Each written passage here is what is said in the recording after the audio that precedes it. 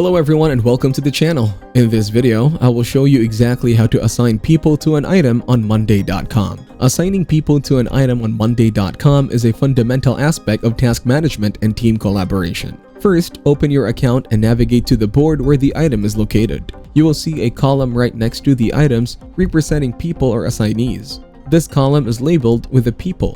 Click on the field with the people column corresponding to the item. This will open a drop-down menu or a search box where you can select team members to assign to the item. Start typing the name of the team member you want to assign to the item. Monday.com will suggest matching names as you type. You can either click on the suggested name or continue typing until you find the desired team member. If multiple team members need to be assigned to the item, repeat the process above to select additional team members. Once you have selected the team members to assign to the item, click outside the people column or press enter to save your changes. The selected team member should now be assigned to the item. Thank you everyone for watching. Hope you got some value. Make sure to like and subscribe to our channel. Leave a comment down below. See you in the next one.